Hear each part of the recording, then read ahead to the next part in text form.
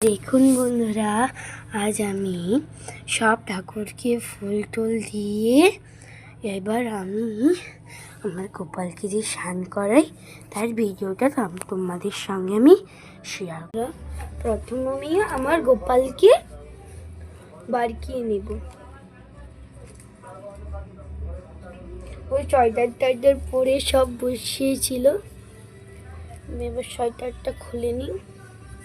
ওর এবার জামা কাপড়টা খুলে নিচ্ছি। আমার সে বড় গোপালটার মিনি ব্লগ তোমাদের আমি তাড়াতাড়ি দেবার চেষ্টা করছি।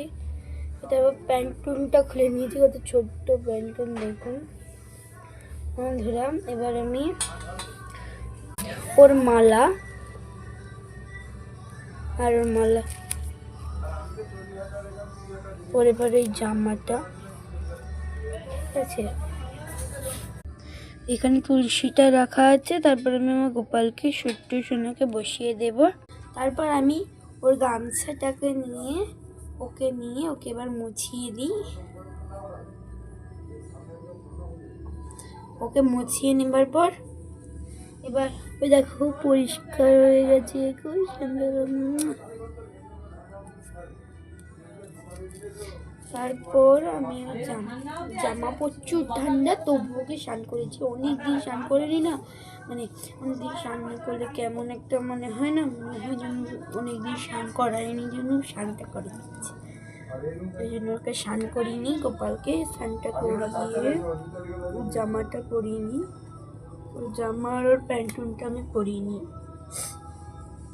আর এখন যে ঠান্ডা না, গোপালকে যে স্নান করানোর পর যদি না ওকে সোয়েটার পরায় না, প্রচুর ঠান্ডা লাগে। আর বুঝছো, প্রচুর ঠান্ডা লেগে যায়।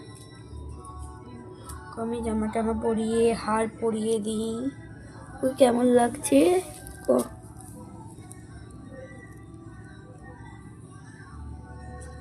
খুব সুন্দর লাগছে।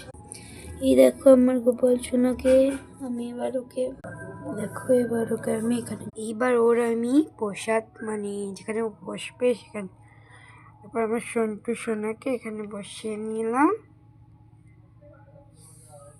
ওকে আমি এবার করে নিলাম, একটু আদর দিয়ে খাওয়িয়ে নিই।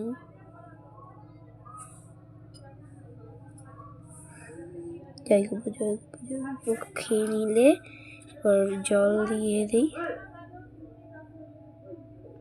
জল খাইয়ে নিয়ে একটু আদর করি। আমার গপু একটা লাইক সাবস্ক্রাইব করবেন।